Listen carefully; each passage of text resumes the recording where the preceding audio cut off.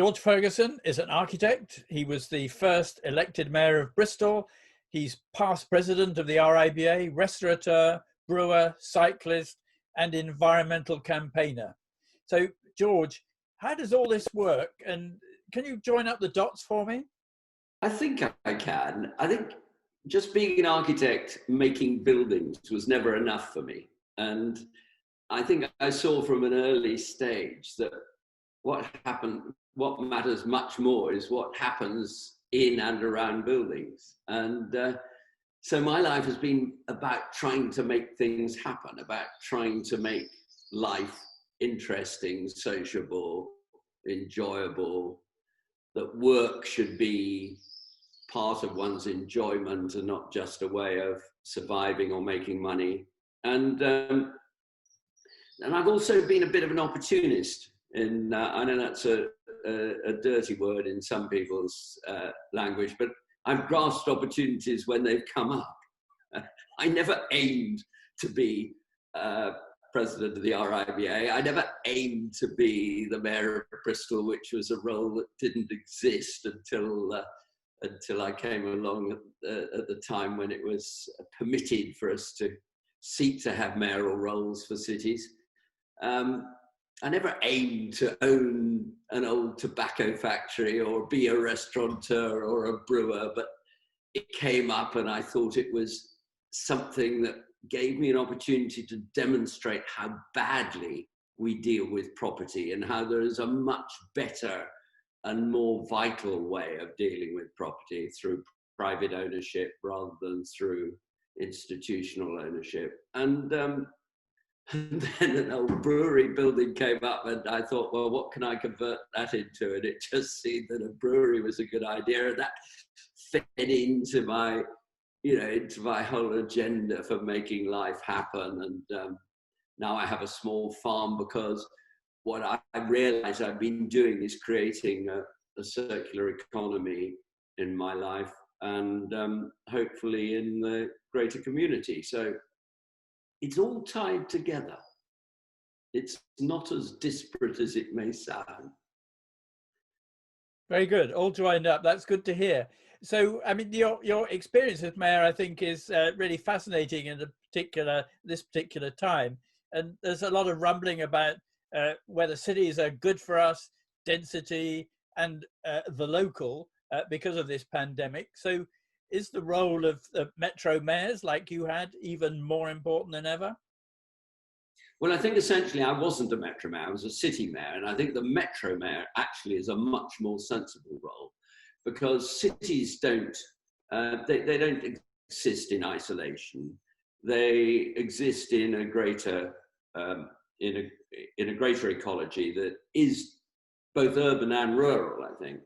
And so the metro mayor role is one that I absolutely back. And that's what I would prefer to have stood for, but it didn't exist in 2012 when we decided that, when Bristol decided it would be the only city out of 11 that would take this role on. And I found myself doing it as an independent.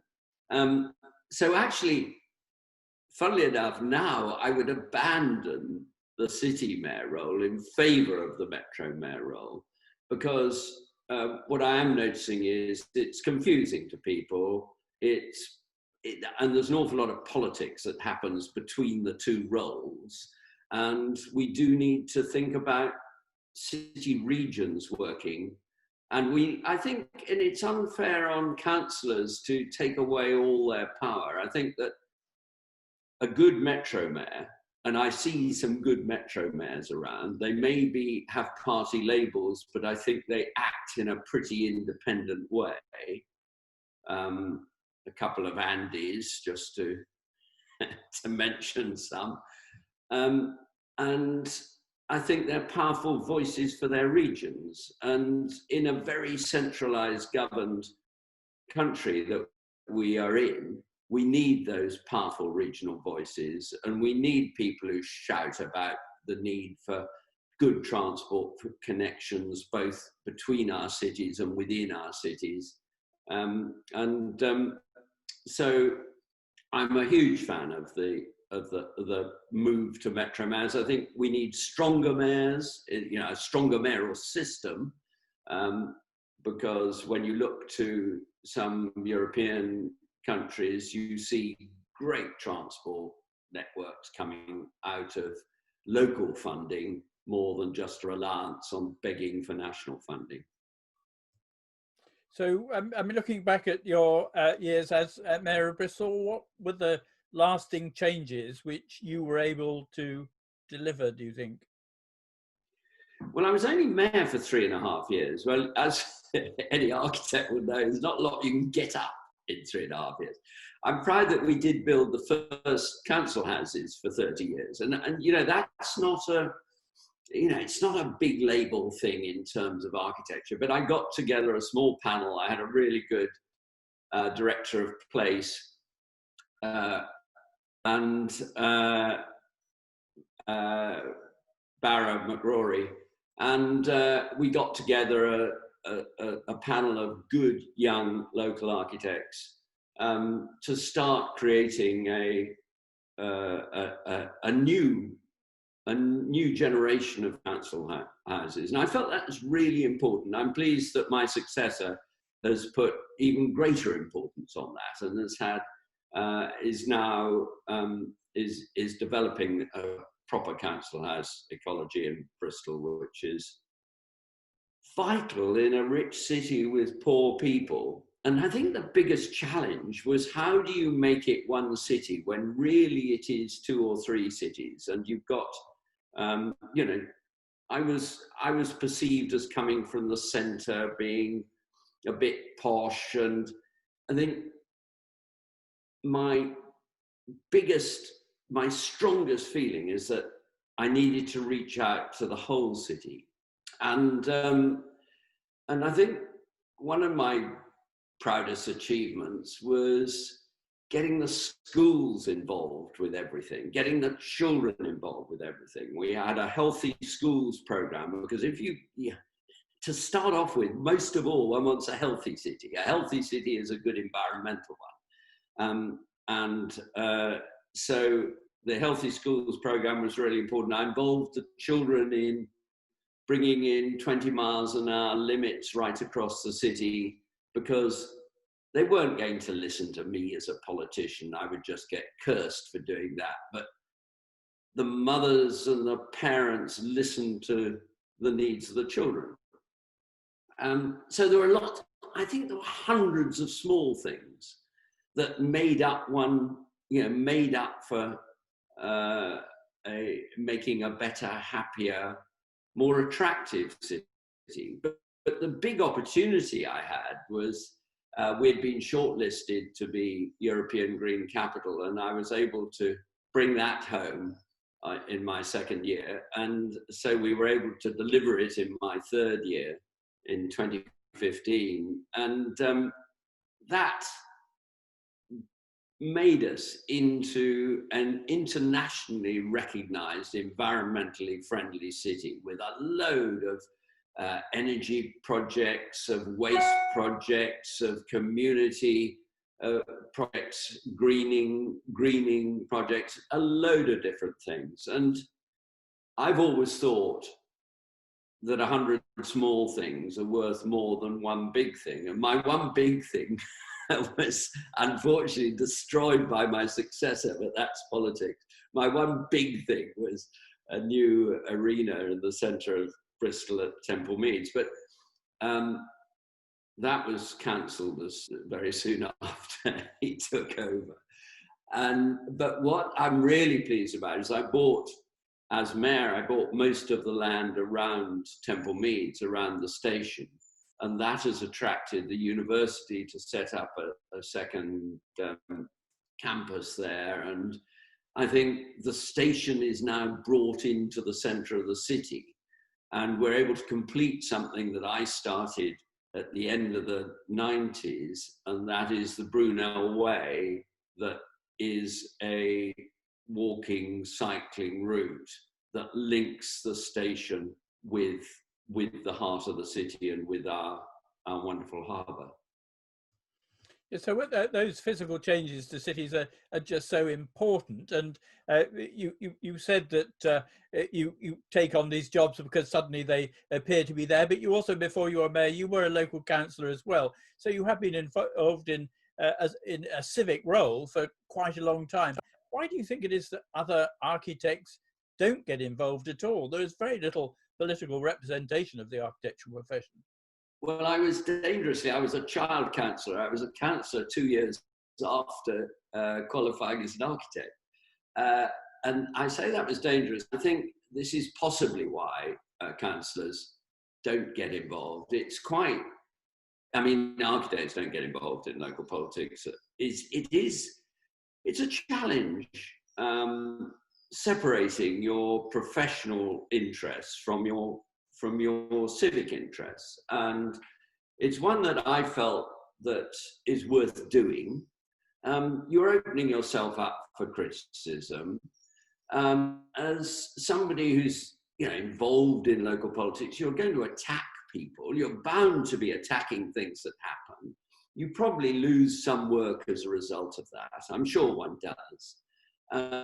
So I had some quite nervous partners in my business.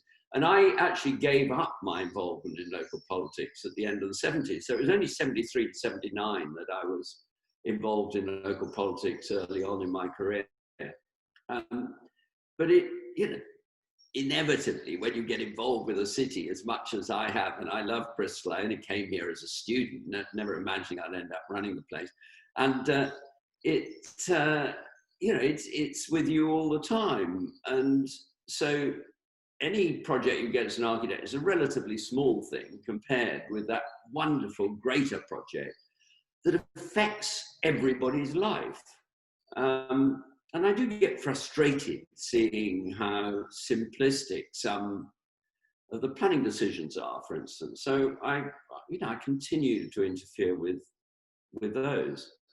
You talked about being attacked, and you obviously were attacked quite a lot by retailers in Bristol for a time because of your decision to reduce parking in the streets. So looking at the problems that the retail sector is facing now, well, before COVID, but now particularly as a result of the pandemic, what would be your plans to save high streets?